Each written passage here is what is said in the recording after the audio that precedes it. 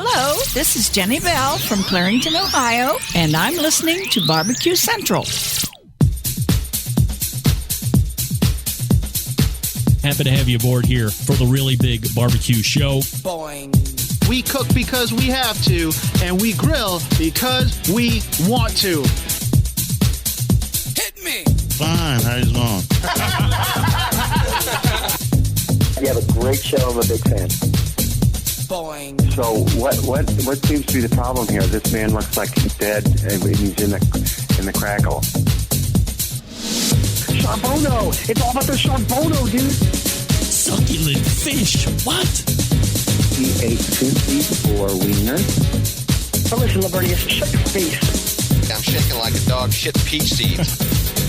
We have top men working on it right now. Top men.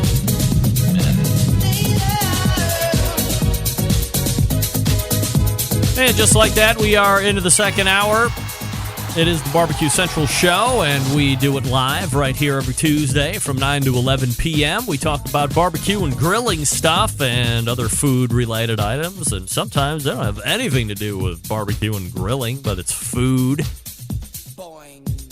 And as JM used to say, we cook because we have to, and we grill because we want to.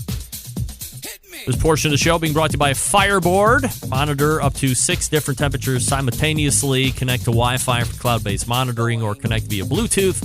And if you have Alexa or the Google Assistant, you're in luck because Fireboard is fully integrated with both. Find out more by visiting fireboard.com or call 816-945-2232. And Ted Conrad has given me the go-ahead. They will be continuing on next year as a sponsor of the show, so we appreciate Fireboard sticking around, no doubt. Still to come on this show, Sam, the cooking guy, makes his triumphant return. So looking forward to catching up with Sam here in about 13 minutes. Don't forget, you can follow me socially at BBQ Central Show on Instagram, Twitter, /BBQ Central Show on Facebook. Coming up on the best moments of the Barbecue Central Show in 10 minutes or less this Friday, episode 97, as we creep ever so close to 100. We'll take you back to November 15th, 2015, where we had, I believe at that point, second-time guest, Noah Glanville from Pit Barrel Cooker. I had him on the very first time 4 or 5 years prior to that, so that's how long Noah and I go back. At least, we're getting on 10 years now, I guess. That's not right. That's not right at all. It's 10 years, I think. 10? Something like that. We talk about his background. We talked about how he got into business with Pit Barrel Cooker and how he was able to take a segment of the market. I mean, back in the day, ugly drum smokers were a huge rage. And it wasn't because they were sexy by any stretch. Ugly drum smoker for a reason. Some of these things were hideous. You just kind of piece it together, and it kind of fit together, and other times it didn't. And it was an ugly, and it was drum, and you could use it to smoke, and it was an ugly drum smoke. Enter Pit Barrel Cooker, and now you have a company that has decided, hey, we're going to use this size container, and we're going to initially powder coat it, which ultimately gave way to powder or porcelain coating. And the pit barrel is very basic as far as firing it up and using it. Not a lot of stuff you need to do to it. Kind of a set and forget it type of a thing. But it's a good-looking piece. It's a good-looking barrel. So much so that neighbor Desmond stole my pit barrel cooker. I mean, I can see it. It's right in his yard. I see it. But it's not like I can go over there and take my property back because he could cave my face in. So I just look at it longingly like he bought it. And he didn't because it's mine. But he really loves it. And it makes my heart happy that he likes a cooker so much, and it just happens to be one that I liked a lot, the pit barrel cooker. So that's what you have to look forward to for the best moments this coming Friday. Make sure you subscribe to the podcast because it's the only way you can get it. The only other way you can get it is if you have to visit the website every day to make sure that you don't miss any new posts. I want to quickly go back to last week's show just for a second. One of the other things that may have appeared to have been glossed over in the actual show, but got a lot of heat in social media following the show, was the reveal of who this Pitmaster Ramon is. You know, the guy pictured on the subway propaganda who was supposed to be cooking their briskets. My source, who has still not given me the go-ahead to use their name, so I will neither confirm nor deny that it's the same source that Daniel Vaughn credited in his piece a couple days ago. But after numerous amounts of tweets from my account to the Subway corporate account, I was finally able to get a confirmation tweet from Subway on this past Wednesday. And if nothing else, this proves that Pitmaster Ramon is an actual human being, which is what a number of people were questioning right from the beginning. Also, to further bolster the validity of my scoop, Daniel Vaughn's article that was posted this past Friday stated the exact same thing about Ramon, that he is a person. He does work for Sadler Smokehouse, and he's got 30-plus years in. He's one of their elder statesmen pitmasters. Now, the most important part of Daniel's article, and it was well written, go to tmbbq.com to check it out if you didn't read it. He also credited this show for breaking the news originally and or initially. Although he claimed to have had this story written and put to bed, and it was just sitting on his editor's desk waiting to be posted, which ultimately cost him the scoop. I guess it's one more reason why I'm happier that I don't have to work through an editor. Now, while I don't have to work through an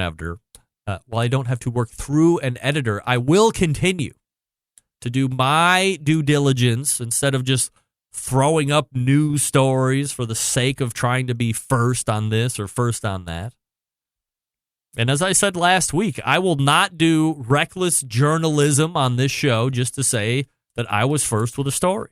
I'm happy to let others break news if I can't confirm through my sources what the validity of a story actually is. I don't want to be known as the show that propagates fake news. Now, all that being said, great to work in, let's say, separate tandem. I don't even know if that's a saying. With a professional like Daniel Vaughn on this story to bring to life who Pitmaster Ramon is. And that it was not a traditional marketing gimmick being used by a big corporation, but in fact, it's an actual employee of the business that they contract to cook their briskets. Now, the weird thing is that Daniel's actually going to be on the show in a few weeks, and we'll be discussing this story further on either of our sides. But if you read Daniel's article, he really went at it pretty hard to Sadler's to say, or maybe it was Subway, to get confirmation that Sadler's the one. And nobody's talking about who's a client or who's contract or anything like that. I mean, come on. It's like I was just talking about with the Traeger pellets. If you think putting them in oil is the best way to make pellets, scream it out loud. Be loud and proud, baby. If Subway thinks contracting Sadler's is the best way to make brisket, then scream it out loud. Hey, at Subway, we use Sadler's Smokehouse because we really love their product. And you got dudes like Pitmaster Ramon making these briskets. Of course, we want to put them all across the country. But no, everybody wants to be hush-hush. That adds a layer of stink to the whole thing, and I hate that.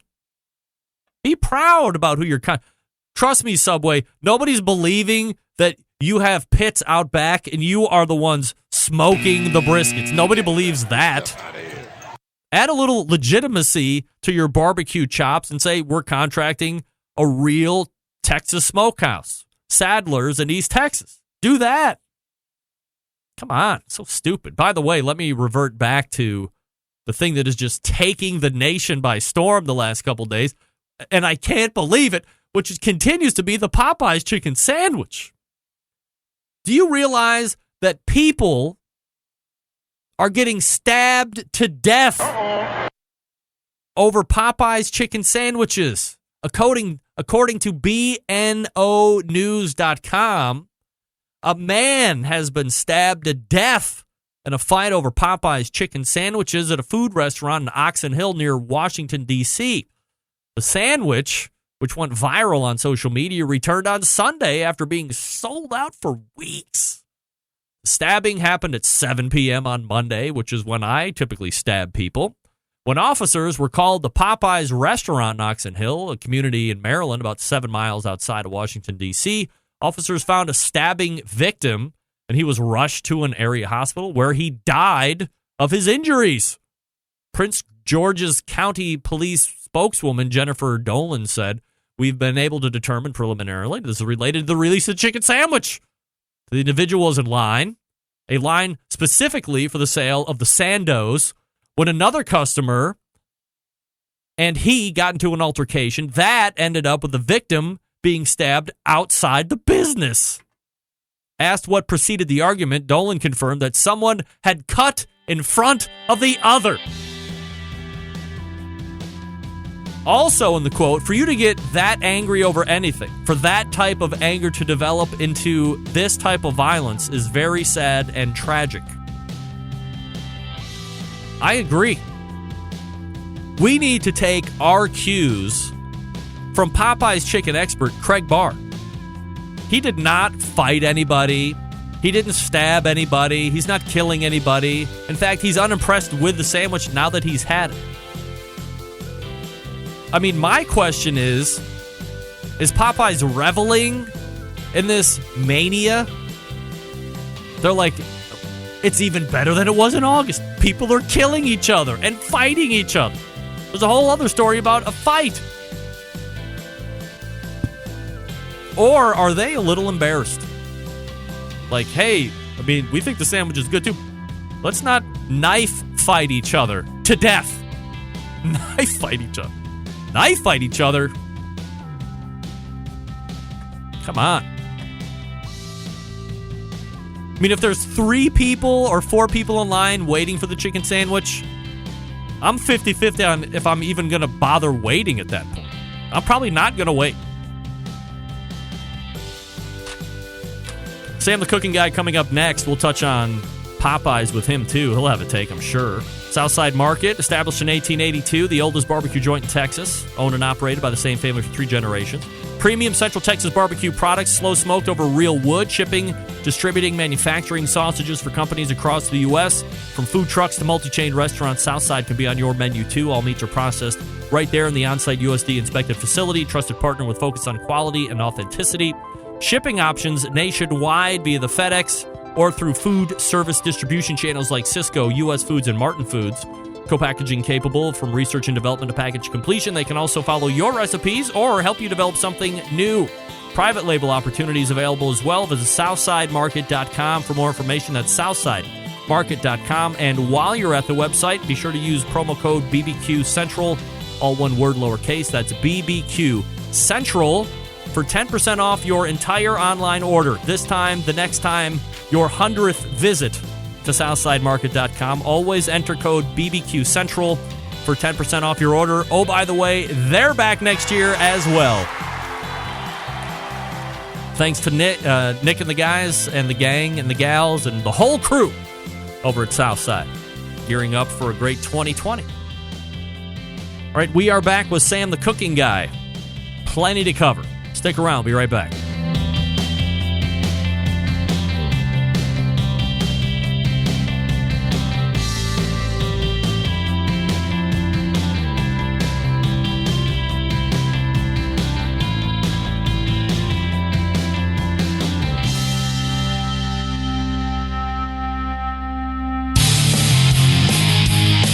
The only show giving you a monthly visit from a doctor of barbecue. A man actually named Meathead. The author of a barbecue Bible. Bloggers, reviewers, competitors, and manufacturers by the dozens. It's the Barbecue Central Show. Once again, here's your host, Greg Rempe.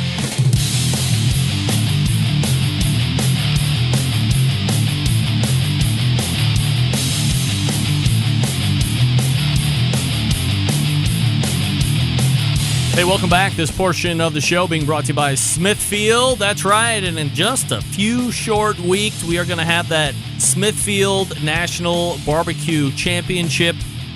The top 24 teams are selected. They are going to be making their way to New Orleans, Louisiana for, I think, what ends up being a total of 3 cooks in order to crown a Smithfield National Barbecue Championship. And, of course, the cool part of this whole National Barbecue Championship is it is not relegated to just one sanctioning body. KCBS, IBCA, FBA, NEBS, Pacific Northwest Mountain Barbecue, all that. All of it. It's going to be great. And we'll see how that all turns out here over the next couple weeks. If you want to know who's in the top 24 and who'll be competing, go to smokingwithsmithfield.com. And you can check all of that out right there. I don't think this is going to work myself, but I guess we'll see. Hey, my next guest blows it up all over the YouTubes with over 1 million subscribers that eagerly watch his cooking videos. Oh, dear. Wait a second. Let me go. All right. Stand by. Let me start again. My next guest blows it all up over the YouTubes with 1 million plus subscriber base that eagerly watches his cooking videos. He does cooking classes as well. He's written a number of cookbooks. I think he's actually writing a new cookbook. Was it 2 months ago when he was on? He was talking about, your title says November 7th. It does? It should say November 5th. Sorry. I have 7th on the mind, and I'm not sure why that is. I'll have to go back and check that. I thought he was writing a kid's book the last time we talked to him. He has won a bevy of, I guess, local or regional Emmys, travels the world. He was in Japan recently. He was somewhere else more recently than Japan. Maybe we can get him to talk about that. But most importantly, someone whom I love to talk food with on a monthly basis. So we race to the hotline and welcome back friend of show, Sam, the cooking guy. That's right. There he is. No, not there. Well, I used to have... Now, hold on a damn minute. Barbecue Central show, right? Did I undo all? Man, I used to have the dial tone sound effect. I took that out. Oh, no! Damn it. We suck again! That's terrible. The nerve of me taking that out. I can never be trusted with sound effects. I mean, what happens if somebody stands me up? I mean, there was nothing funnier than making the whole intro knowing that nobody was there and then dropping that phone line. Hilarious.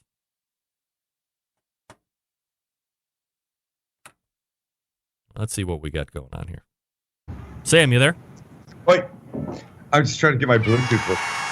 Bluetooth? Get your Bluetooth working. Go ahead. Freaking technology, man. I don't know what the deal is with this. It's the best until it's not working. But all right, so you work on that, and then give me the high sign when you have it working. I'm going to do a different Popeye story. Is that all right? Yeah, go ahead. All right. A lot of background noise. Allow. Oh, these. Do I have to get yelled at all the time when I'm using ad blockers too? I mean, can we just get off? Here we go. Don't forget to give me the high sign when you're ready. Popeye's customers brawl and staff turn on each other. That's right. Now we have the workers turning on each other. Oh, I got a stupid ad blocker. Amid long lines nationwide for the restocked chicken sandwiches, one determined man even resorts to pushing broken down car through drive-thru to get one. This is insane. So obviously the guy getting stabbed to death is far worse than what I'm about to tell you. But This just goes to speak to the mania of Popeye's chicken sandos. Fast food fans have been seen desperately trying to get their hands on Popeye's hugely popular chicken sandwich after it returned to restaurants across the country on Sunday. Sam, are you completely taken aback by how crazy the second round of Popeye's chicken sandwiches? Somebody was stabbed to death over the weekend for them. Dude, I do not freaking get it. I mean, look, it is not my favorite food in the world. Popeyes or chicken sandwiches or both? Popeyes and or chicken sandwiches. But take my favorite food. Let me think about it. Let's say the best steak that I've ever had from any restaurant ever. Yeah. The best. The best. Right? Would I wait in line 2, 3, 4 hours? Would I wait in line for an hour? No, not a chance. I do not know what's going on with these people, man. I do not. And the fact that it went so effing bad that somebody died. Did you hear my show from last week? Yes.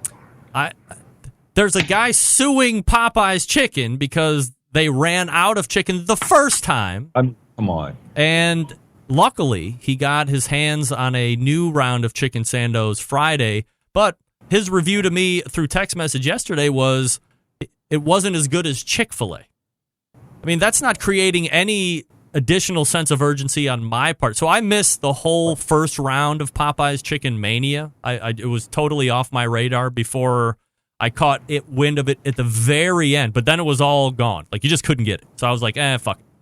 Now I knew it was coming, and I still have no desire to get a Popeye's chicken sandwich. I mean, how good can a fast food chicken sandwich be at the end of the day? I can tell you. You ready? Yes.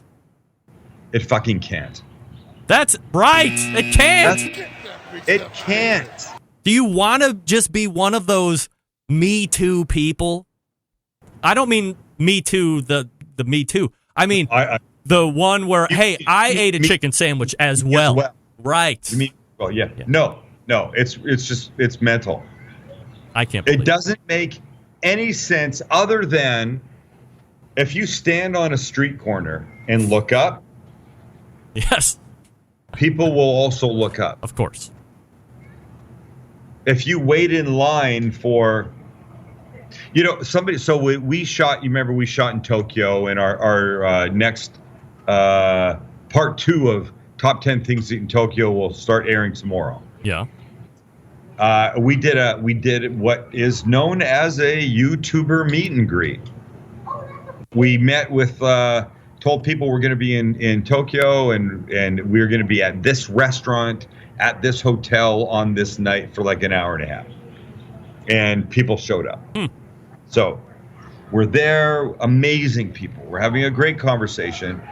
And somebody said, have you thought about doing a pop-up? And I said, before we got here, I thought about doing one here, but it just started to get complicated and I didn't know how to do it. And I could have figured it out, but I just didn't really have enough time. And this particular trip was dedicated to shooting the show, not doing Sam the Cooking Guy, not taco stuff. Yeah. And the guy said, if you did this, people would come in droves. Really? And I'm like, oh my God. And, my ego is going like, oh my God, I have so many fans. And then he said, Japanese people will hear there's a pop-up. Oh. They don't even need to know what the product or food or service is. They'll wait in line for it. Really? So there's something about this. You can't have something. It's only going to be here for a short period of time. It's super special that makes people nuts. Well, I mean, Popeyes has done it right from a marketing standpoint, I guess.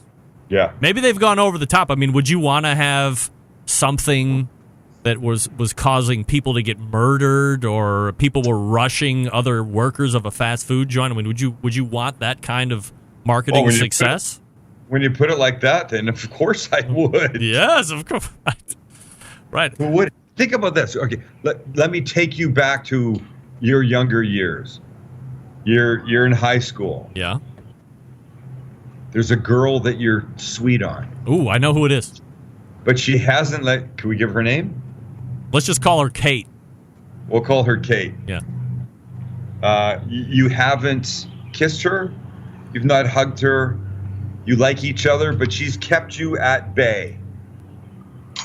Much like any young woman in Cleveland being stored in the basement by some creeper. Oh, not stored. We prefer kept against their will, if it's all the same. Kept Please. against their will at bay. Right? Trying to hold them back. Right. So one day, Kate says, I think tonight maybe we can kiss. You? And you're like, all right, tonight's my night.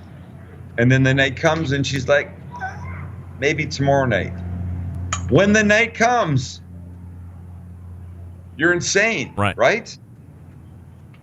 I think it's these fucking Popeye's fucking chicken sandwiches. Man. And they don't even look that good. No. They don't even look that good. I did my version of it, honestly. I'm gonna get to that here in a second. Now, I'm not telling you how to run your YouTube channel contest for the 1 million subscriber. When somebody says, I'm not going to tell you how to do something, and then they continue, they're telling you how to do something. I'm going to tell you how to run your YouTube channel contest for the 1 million subscriber, although I'm late. How in the sweet fuck am I not invited to come out and do video with you? I mean, I would pony up $50 or $60 cash even if that's what it takes. I mean, wouldn't we make a great video together? I mean, crying out loud. We've never met. On some level, part of me thinks maybe we should never meet. You know that expression, you shouldn't meet your heroes? Yes. If I meet you, what if suddenly I have a completely different opinion of you? Now, you couldn't. You're right here. Yeah. Where my hand is above what you can see on your screen. Yeah. That's my opinion of you. But what if I meet you and you're gross and you get dirty feet and you smell and you know you're rude and shit like that? I mean, it might ruin it for me, dude. I think I'm pretty true to internet life in real life too. I have a feeling you are too, no doubt. So you drew the 1 million subscriber winner. So I mean, for the folks that just very brief overview, like what's the 1 million subscriber winner contest getting?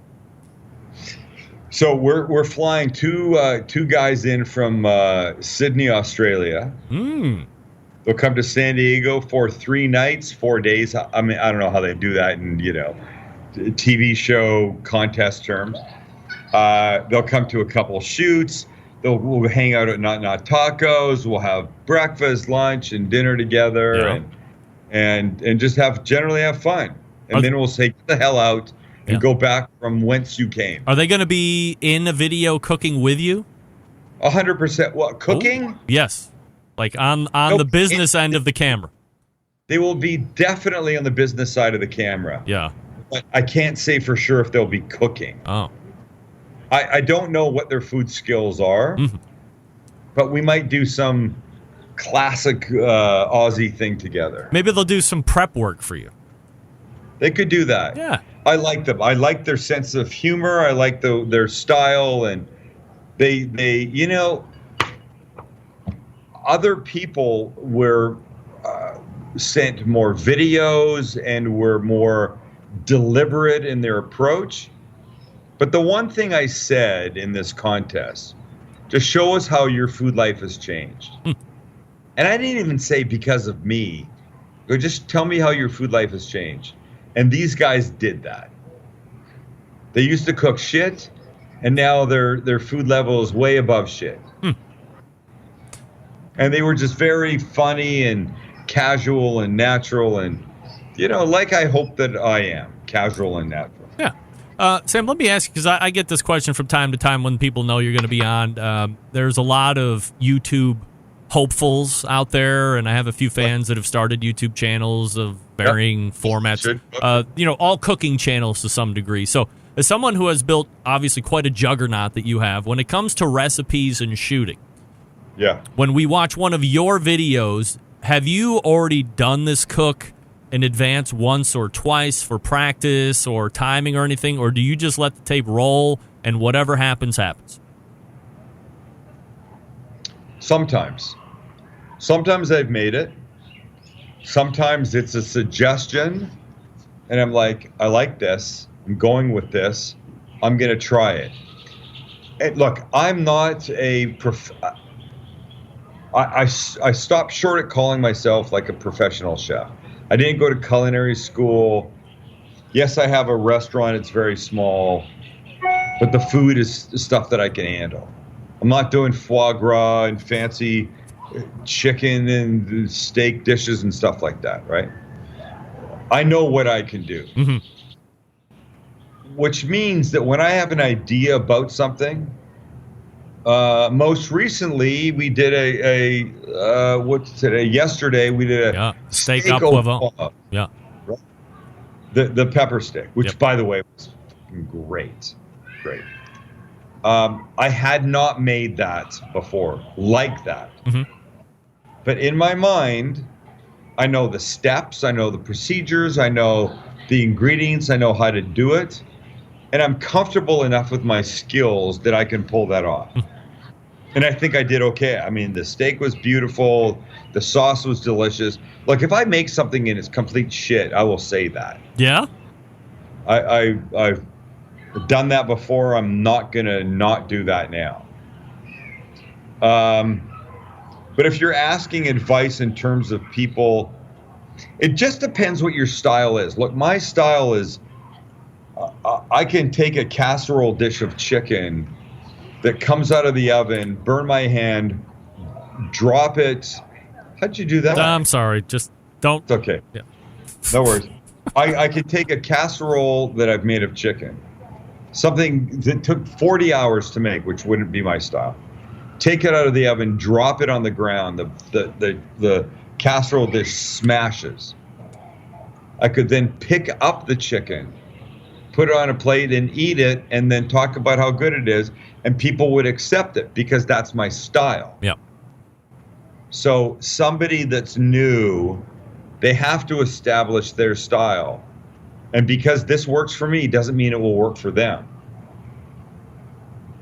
You know, I worked in the very beginning of my career for almost a year doing a 2-minute on-air cooking segment twice a week.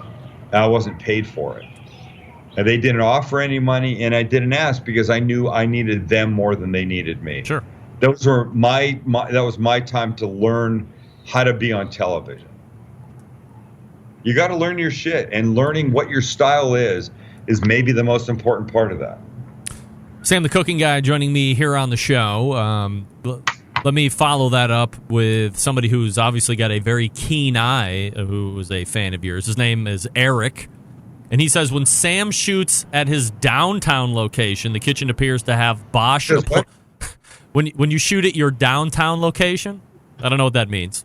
Go ahead. The kitchen appears to have Bosch appliances. How do they compare to what he has at his home location? Also, do you plan to do some type of a video showing the new kitchen area? Interesting. Yeah. I don't know if you knew it or not, but Eric is French for stalker. No, Eric has got a good eye, Yeah. and they are Bosch. And I have decor at, when you see me cook outside with the big Evo grill and all that, that's the inside stuff that I have there is decor.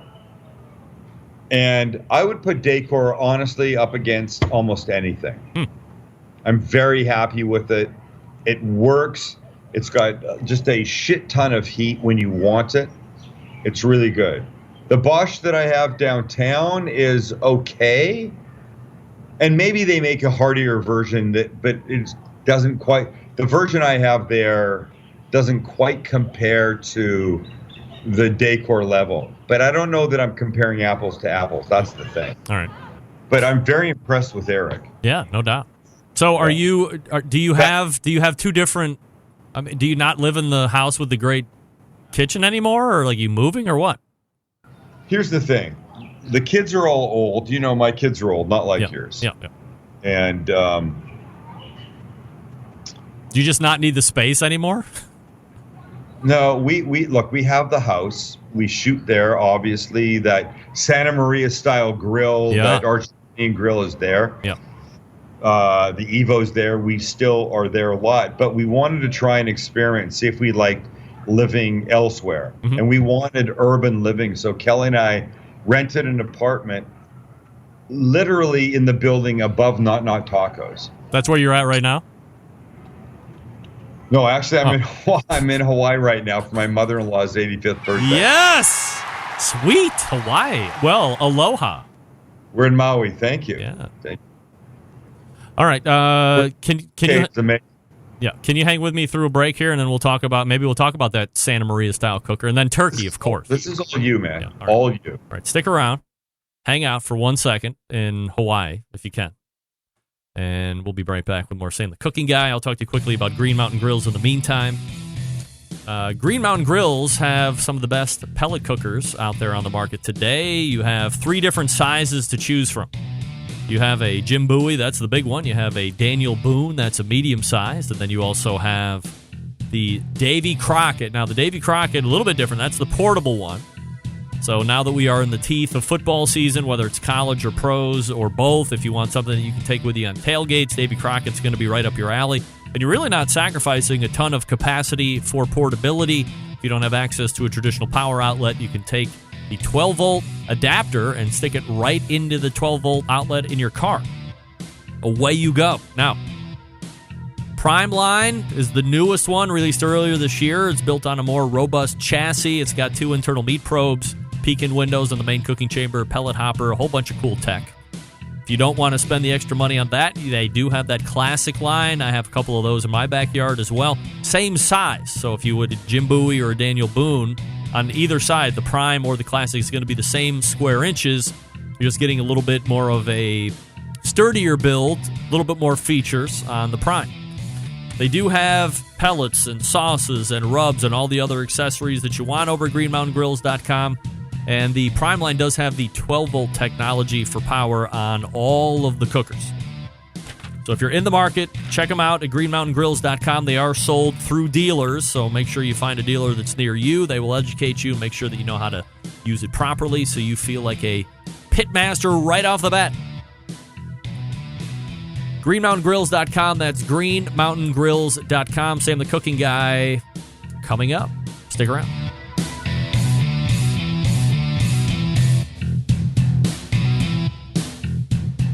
Continuing to produce incredibly mediocre content in an exceptionally professional way. You're listening and watching the Barbecue Central Show.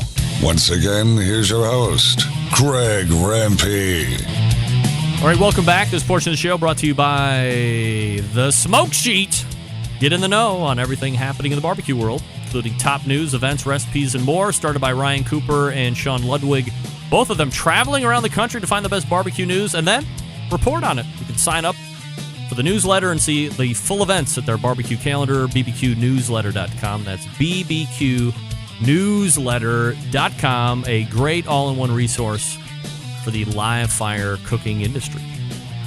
And we're back with Sam the Cooking Guy in Maui, Hawaii.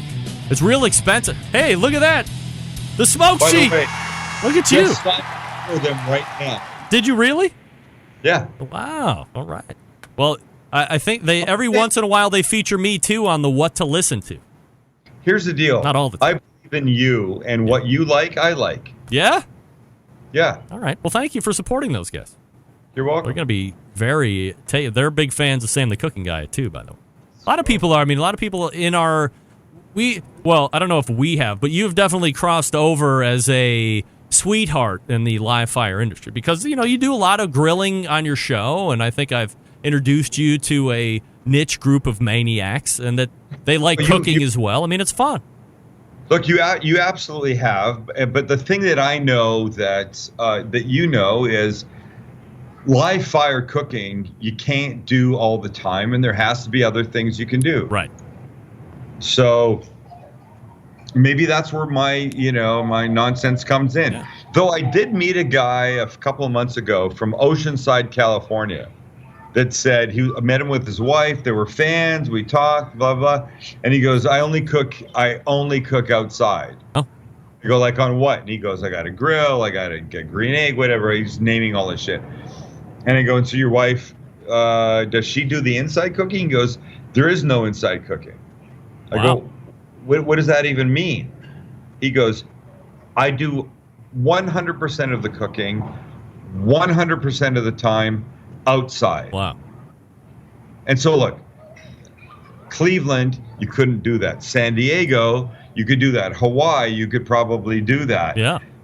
But even when it's shitty in San Diego, and so like the worst day we could have, and it would be, I don't know what that would be, 58 degrees and raining. Yeah. You could still grill. Yeah. Easily. Because God invented this thing called an umbrella. Yeah, or the pop-up tent. It's all you need. Yeah. I learned to cook chicken from my brother-in-law, Bob, in Toronto, Canada.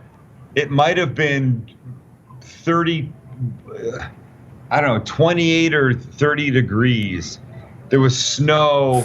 He brushed off the barbecue and he taught me how to, and I go, is this a problem? He goes, not for me. Yeah. So. There you go.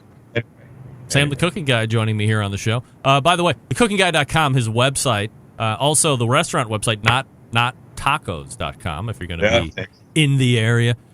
So, I mean, as I had mentioned at the top of the show, I'm not a huge Halloween fan, especially for those that are over the age of 15 or 16, chopping around in their damn unit, whatever.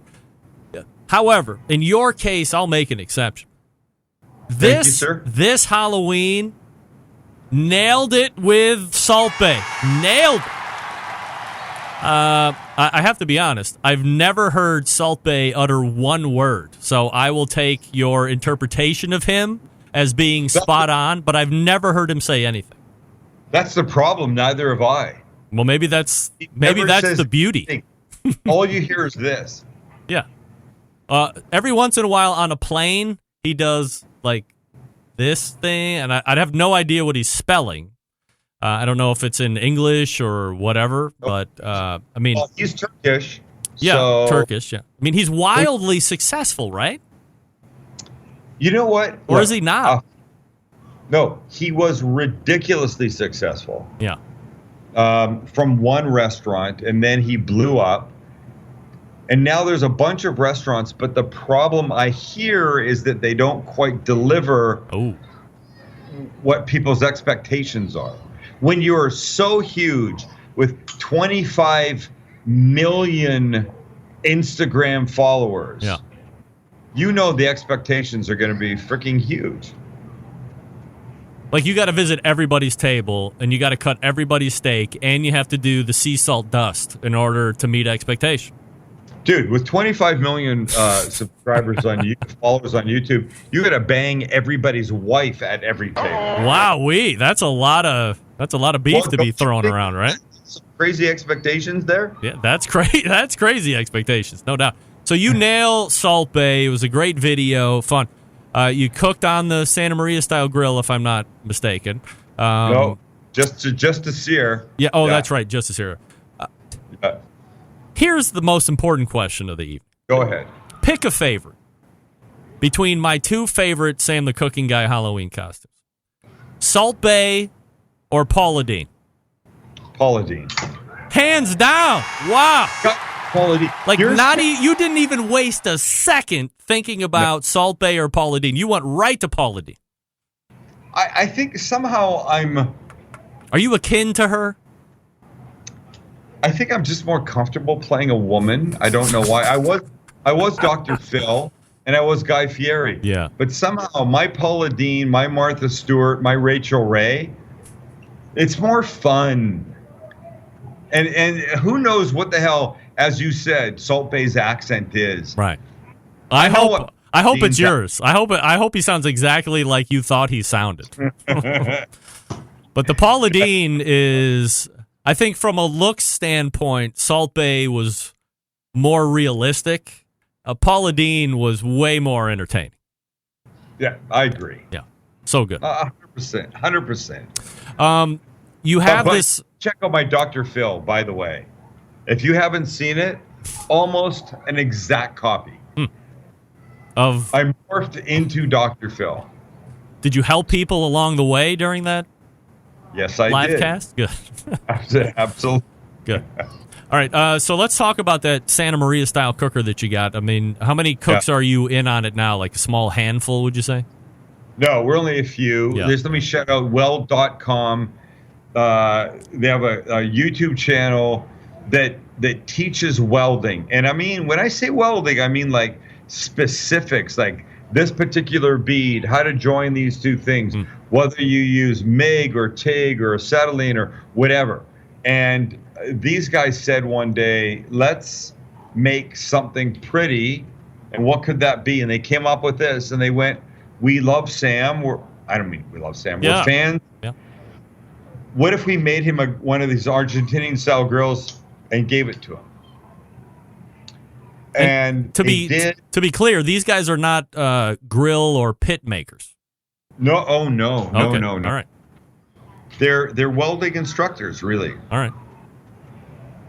So they put this grill together for you, and it looks great. They brought it to me, and they put my face in the grates. And on the side? Insane. On the side, the hand. I mean, we talked about this back and forth a little bit, but it was really an amazing job. All right, so let's get down to the brass tacks. Yeah. How realistic is it that you're going to use it a lot, and how easy is it to use? It's as easy as setting a charcoal and or wood fire in any grill. All right. It's that simple. What I have to learn, I don't know wood yet. I don't have my handle on how to deal with wood. So what I need to learn is how to build maybe a charcoal fire that will sustain itself, and then put wood on top and let that. I'm a virgin when it comes to this stuff. Yeah, I mean, you got it right there. So that's typically, we're shooting a rib episode soon that will just be on this thing. Like racks of ribs? Yes. Huh. Yes. So just for point of, let me impart just a small bit of wisdom. For the folks that are running those offset pits, like I have an offset pit, so you have a live fire running in there. The majority of us are lighting a charcoal chimney full of Kingsford or, whatever your brand is. Fully lit, raging fire, throw it into the firebox. All white. You throw it in when it's all white? All ready to go.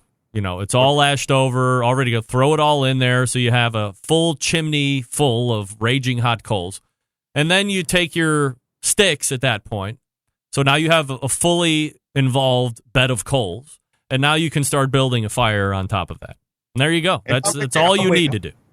How big are the sticks that you're putting in?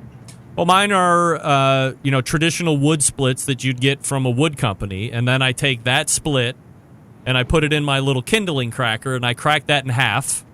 Yeah. And that's the size split I use. Now, what's different for my use and yours is the firebox on my Lang is a little short for my taste, so I actually started cutting off an extra 5 inches in length.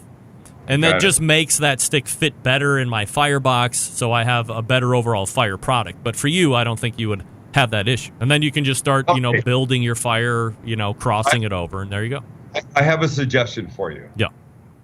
I say you take this that you do every Tuesday. Yes. Outside. You have somebody shoot it for you, and you teach people like basics like this. And I don't mean just, hey, tonight's building a fire. I mean, tonight's going to build a fire. Maybe you use the art flame. Maybe you use the whatever. You got a million things out there. I can't imagine how many things you have. But plenty.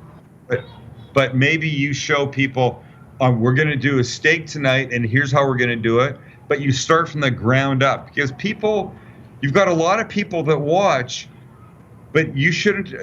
I'm not that you do, but we should never assume that people know everything. And when you talk about building the charcoal fire in the chimney and then dumping it in. This is all shit people I think should see.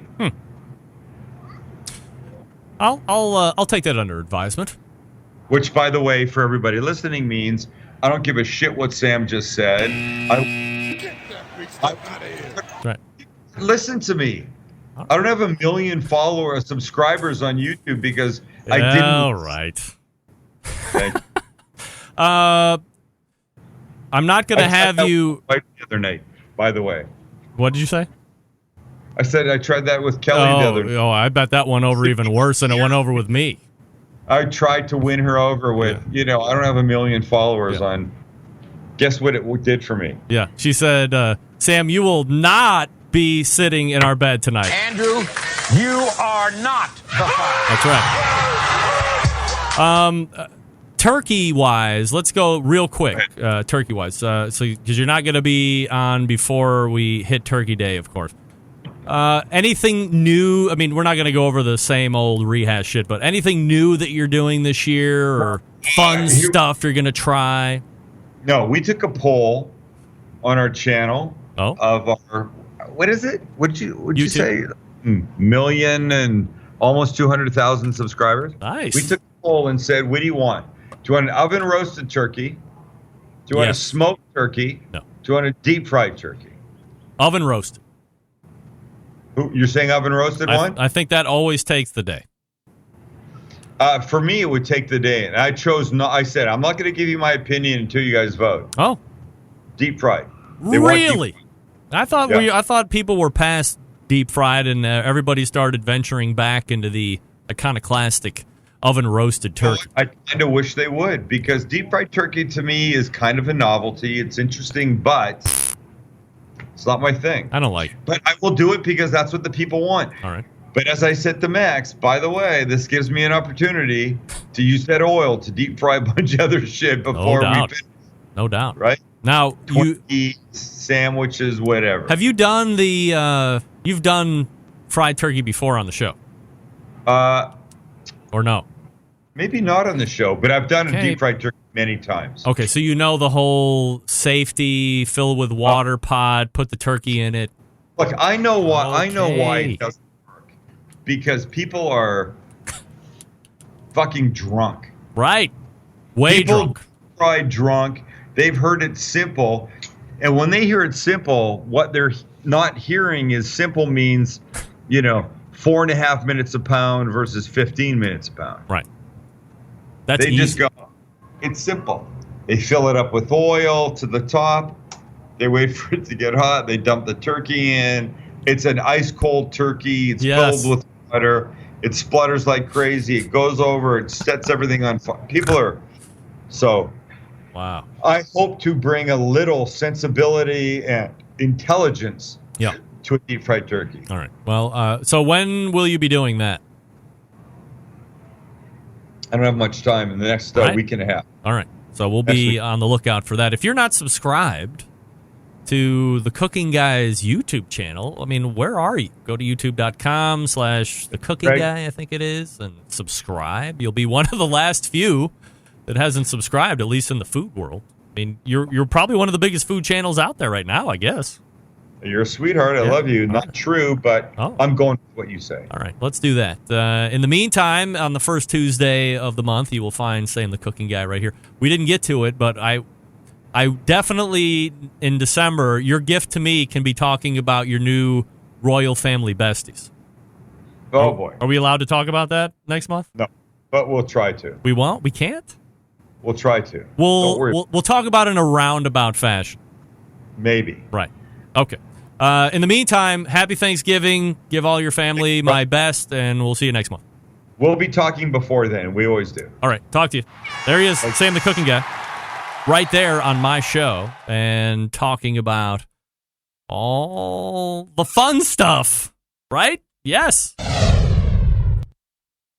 Not necessarily a huge food reveal, per se, but weighing in on any number of topics that we usually do when Sam shows up.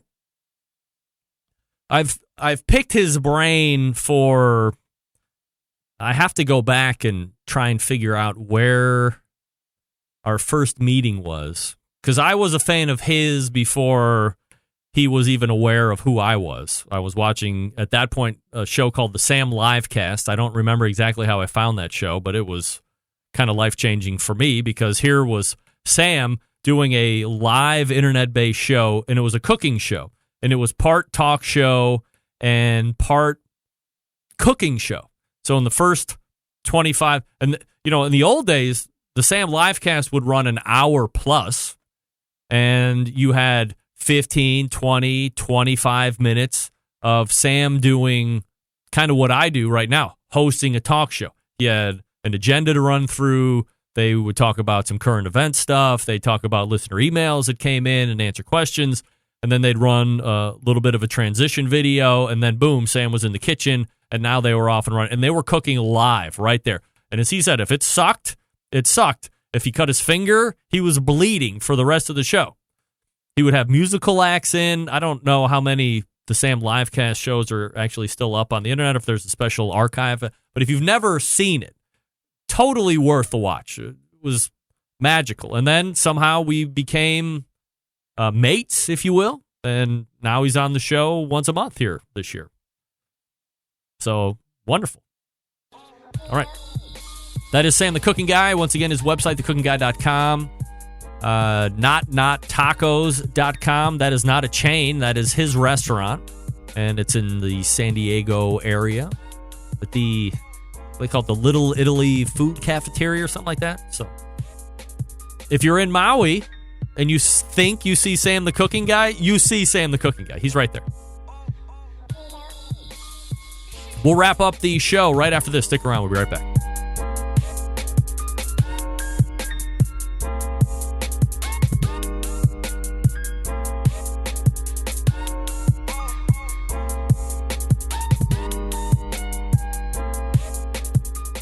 Whole packers, full racks, legs and thighs, injecting butts. If you've never heard this before, you might think you found the best XXX show ever. Let's get back to the most homoerotic host out there today, Greg Rempe.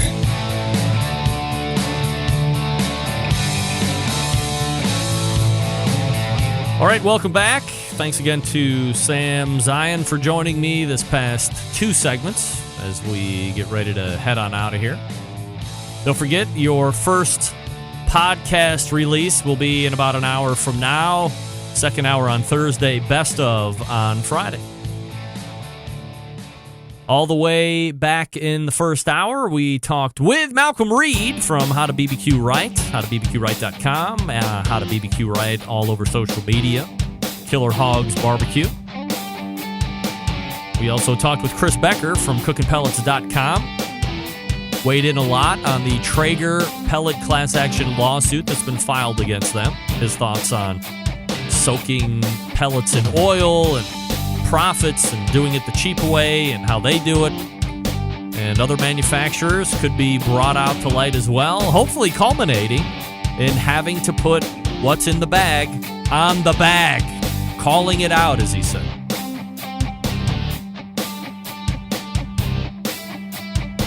In the second hour, Sam the Cooking Guy all the way through. And look at these loyal Centralites, please, all in the chat room. TNS Barbecue, The Real Joey B, Guy the Cooking Sam, Smokin' Joe's Pit Barbecue, Jim EQ. The list goes on and on. Always appreciate you guys hanging with me here every Tuesday live. I love the live viewers the most. Podcast listeners, I like you. I love the live viewers. Come on. Angela Iverson is also in.